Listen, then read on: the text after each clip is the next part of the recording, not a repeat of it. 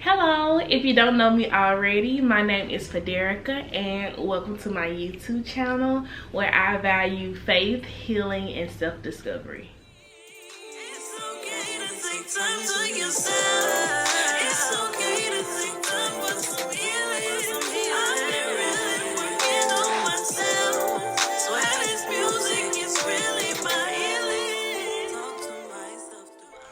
Welcome back, friends. Thank you so much for joining me for another video. I hope you stick around to watch the entire video, and if you aren't already, please subscribe to my YouTube channel and don't forget to like and share. As mentioned before, April is Sexual Assault Awareness Month, and every Tuesday for the month of April I will be hosting Teal Talk Tuesday, where you get to have conversations with a sexual assault survivor, moi. Now let's get into today's topic. Do I feel like I received the love and the support I needed? Honestly, no. When I first began to share my story, I was very hesitant for the simple fact of that my abuser was my father. Even though it wasn't my burden to carry, I feared the thought of ripping my family apart and causing some type of disruption. I also feared that people would choose sides, whether to believe me or not. Surprisingly, everyone I share my story with believed me, and they had no doubts about what happened to me or who abused me. At least no one told me if they did not believe me. However, I personally didn't always feel like their actions aligned with their words. That reason being, no one ever really asked me, how can I support you? Instead, I was always hammered with questions regarding the abuse. People always have so many questions, which is understandable, but please understand this also, that recalling the abuse for a survivor can be traumatizing. It was traumatizing for me. That's part of the reason why I started my YouTube channel in the first place. I necessarily don't really have the capacity to go into depth with every person I love about what I experienced. So starting my YouTube channel was a way for me to share my experiences as well as my feelings once and for all. And if anyone ever had any questions or concerns about what I experienced, they can always visit my YouTube channel. Another reason I didn't really feel supported was that my abuser was invited to places that I would be at with no warning or no regard to my feelings.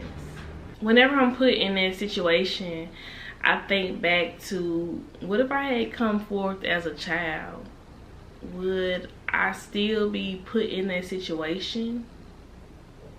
Would I have been unprotected? And what are we proving to the children that he's still able to be around?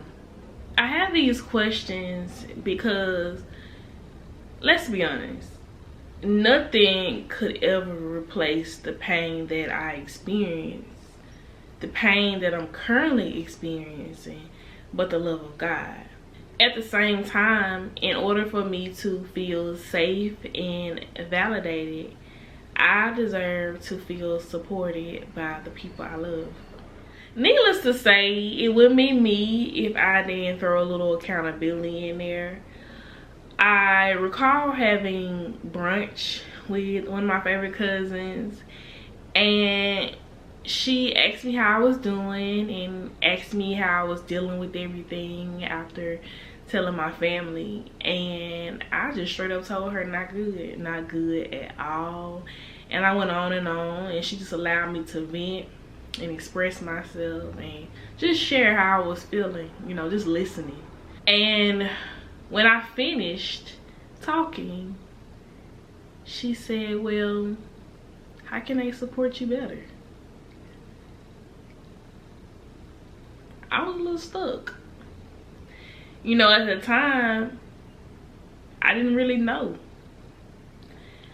I was experiencing something that I have never experienced before. Neither had I ever known anyone that was experiencing what I had experienced firsthand.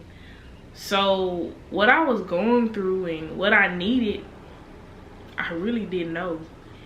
And she brought to my attention that it was unfair for me to be upset with people in my life that weren't necessarily supporting me the way I wanted them to, when I didn't even know how I needed to be supported.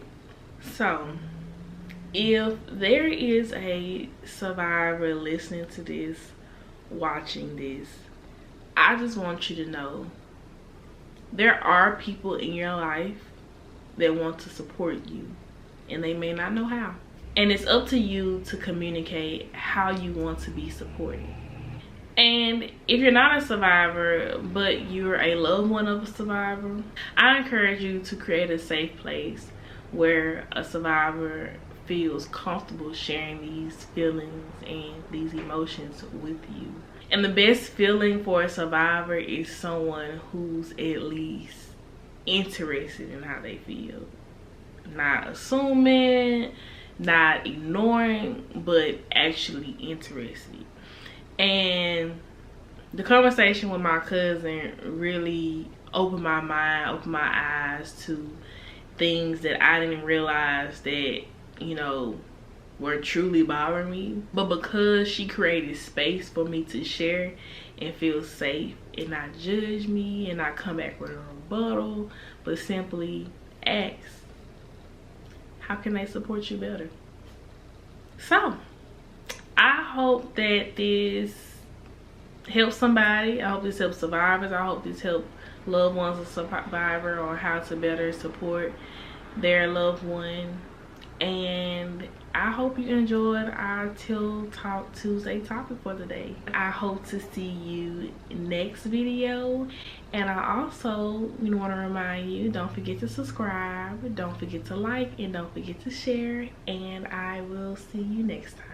Thank you. Respect my healing, respect my process. You know I'm a goddess and I'm picking up my crown on my redemption song. I was lost.